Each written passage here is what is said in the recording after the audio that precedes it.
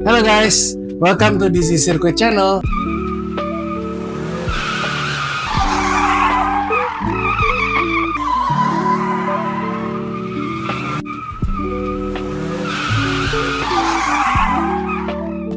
Hari ini kita ada kedatangan teman kita, Om Andika nih. Halo, Om Andika. Alhamdulillah baik Om. Jadi Gimana, Om? kita hari ini mau ngobrol-ngobrol sama Om Andika. Oke. Jadi sejarahnya Om Andika tiba-tiba jadi main mini RC itu gimana Om? Oh gitu. Sejarahnya ini awal-awalnya itu kan di sini saya main mini four wheel drive tuh. Oh, Tamiya. Nggak sengaja kok ada track tuh di sini. Kelihatan tuh track. Yang kecil ya? Ya yang masih dulu Masih awal-awal ya? masih awal-awal itu. Nah terus iseng-iseng saya cari-cari informasi tuh seperti itu. Terus waktu itu chassis yang pertama akhirnya jadi pilihan Om tuh apa? Kenapa? Awalnya sih saya pas pertama kali nyoba itu pakai chassis lokal I see. 3D print. Oke. Nah mungkin karena saya nggak cocok atau saya nggak bisa lebih sabar, jadi saya cari solusi yang lebih bagus, Lebih rigid. lebih rigid. Nah pas tahunya di sini ada stok yaitu TG Super Tiga super. 2.0 Ya. waktu itu. Terus akhirnya upgrade langsung ke situ. Iya. Kalau nggak salah waktu itu pas baru pertama kali datang langsung ganti ya. Iya. Keracunan nih. Iya langsung ganti. Nah, terus Om Andika nih udah pindah dari chassis A ke chassis B. Sekarang udah pakai TG Super. Yang Om rasain main mini RC itu serunya apa sih Om buat teman-teman yang belum nyoba nih?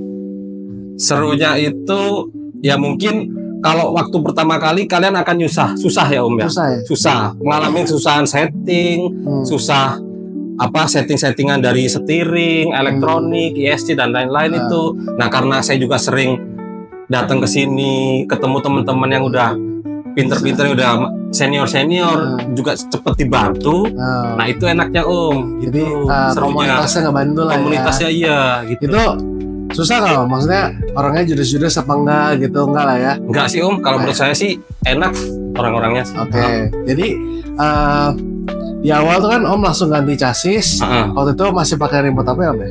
Waktu itu masih pakai Dumbo Dumbo RC ya. DDF 350. Itu pas main ceritain Om gimana waktu itu, kalau nggak salah waktu itu Om udah ikut kompetisi ya. Iya. Nah itu suka dukanya gimana tuh Om ikut kompetisi, dari preparationnya sampai berapa kali ikut kompetisi itu ada cerita-cerita yang menarik nggak? Ada sih Om. Jadi begini, saya itu pertama kali kalau nggak salah itu di bulan September. Nah itu baru langsung ikut terjun di kompetisi di bulan September. Okay. Mungkin ya masih pertama kali, belum tahu settingan mobil tuh. Yang penting saya terjun dulu lah. Pengen tahu seperti apa sih gambaran dari sebuah kompetisi itu seperti apa gitu loh. Nah setelah itu baru kita pahami lagi tuh. Nah kalau boleh tanya nih, dari pas Om ikut kompetisi pertama itu, Om kan tadi bilang belum ngerti settingan, belum latihan juga belum banyak gitu kan. Nah menurut Om lebih banyak ruginya apa lebih banyak untungnya Om asal ngikut gitu? Kalau saya sih karena kalau masalah harga sih itu gimana ya? Relatif lah. Ya, relatif lah. Saya yang utama itu adalah experience-nya Om. Apa tuh? Pengalamannya tuh. Jadi kita bisa tahu gimana sih kita bisa dapat settingan yang bagus. Cari di YouTube juga pasti susah. Referensinya nggak ada. Kayak gitu. Terus drift itu kompetisinya rule-nya seperti apa, RC-nya itu kayak gimana, di YouTube juga jarang, ya kan Om? Jadi kita bisa tahu di sini, terus teman-temannya kita nambah teman, nambah koneksi, seperti itu. Jadi lebih banyak plusnya daripada minusnya. Iya. Jadi untuk teman-teman yang baru mau main, Om menyarankan ya, maksudnya walaupun experience-nya belum banyak, terjun aja dulu ya. Iya, terjun aja dulu. Karena sebenarnya di situ kan jadi belajar ya. Iya. Dan maksudnya kalau saya nilainya juga kita belajarnya jadi punya arah gitu Om. Iya betul. Saya misalnya kurang di chasing, kurang di leading gitu. Betul. Ada cerita lucu nggak nih Om mau bagian nih? Maksudnya waktu Om pertama ikutan kompetisi itu dari pas awal-awal sampai sekarang, ada cerita seru nggak? Ya serunya sih kalau yang pertama-tama pasti kita akan mengalami kesulitan dari adaptasi sama settingan mobil, sama remote, sama tangan kita tuh. Nah tapi seiring berjalannya waktu pasti kita dapatlah settingan itu gitu. Nah tapi kalau kita terus latihan terus kita adaptasi sama mobil, ya pasti suatu saat bisa deh. Oke. Nah, ini pertanyaan lebih buat teman-teman yang baru mau mulai nih tapi masih takut. Kan semua orang pasti punya budget ya Om ya, Iya. kalau mau start. Nah, ini kan kalau mau dikategoriin kita ada 3 nih hal yang paling penting. Chassis, ada elektronik, sama remote. Nah, kalau menurut Om Andika nih, prioritasnya yang mana dulu? Kalau saya sih mending chassis dulu. Chassis dulu? Oke. Remote, chassis sama elektronik dulu deh. Oh, malah remote terakhir? Remote terakhir. I see. Jadi intinya saya kan masih pakai Dumbo. Itu range harga berapa sih Dumbo? Ya, masih di bawah 1 ya? Masih ya 1 jutaan lah. Itu masih bisa dipakai untuk kompetisi. Oke. Tapi kalau elektronik sama chassis ya kalau bisa cari yang bagus. Gitu. Nah saran Om apa nih? Maksud saya speknya yang kayak gimana gitu? Maksudnya menurut Om chassis yang budget friendly tapi yang udah enak dipakai untuk kompetisi sama elektronik tuh mau yang kayak apa menurut Om? Untuk chassis sih mungkin saya udah beberapa kali nyoba ya Om ya. Ada Zero, ada DA, ada TG. Untuk saat ini sih yang paling affordable ya mungkin TG ya, tipe RAN ya? TG RAN ya? Atau TG Super punya saya ini buktinya kan saya juga bisa. Terus bisa.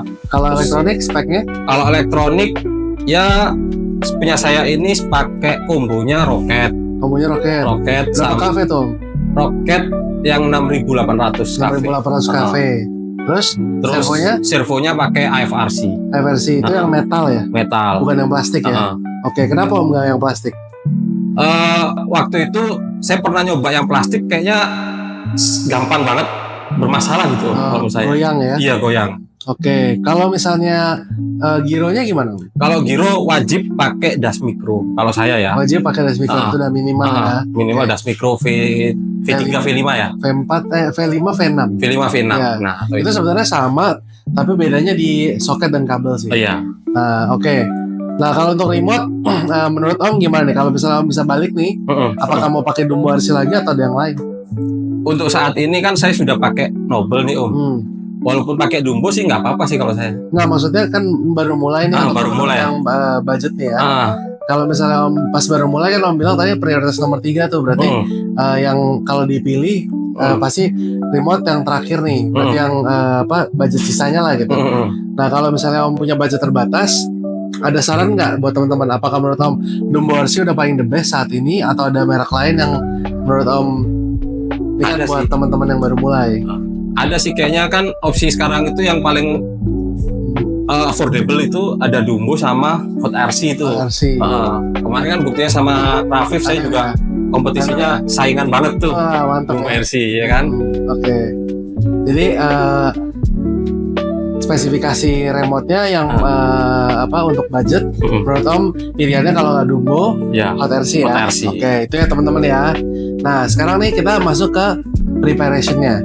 Kalau buat sebuah Mandika nih, seorang Mandika mau kompetisi, ya kan?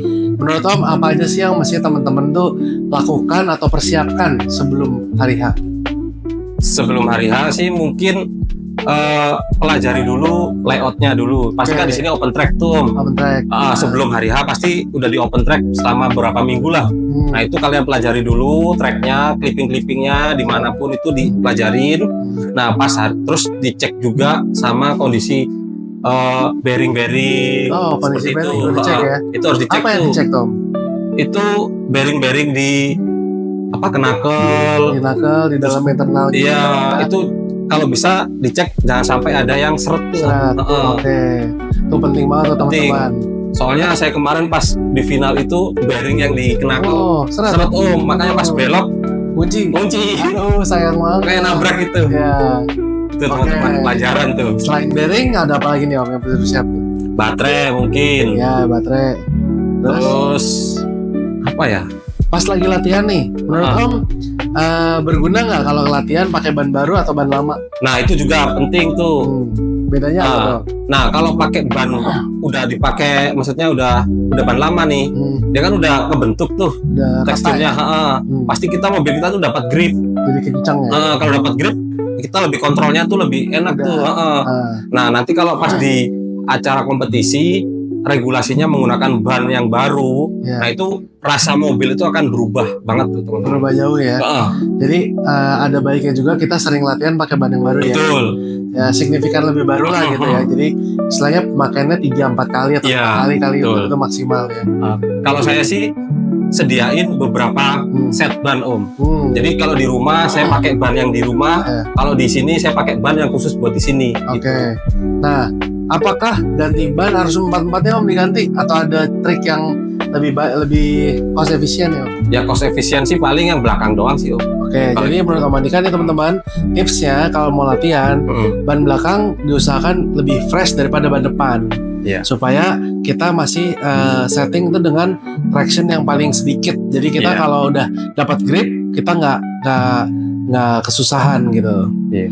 Oke, jadi kayaknya itu aja Om Andika ya. Itu aja. Terima kasih udah datang hari ini. Nanti kalau teman-teman mau main, ketemu Om Andika, jangan takut-takut nanya. Siap, main aja teman-teman. Ntar kalau ada apa-apa, tanya-tanya sama saya nggak apa-apa. Asik. Oke.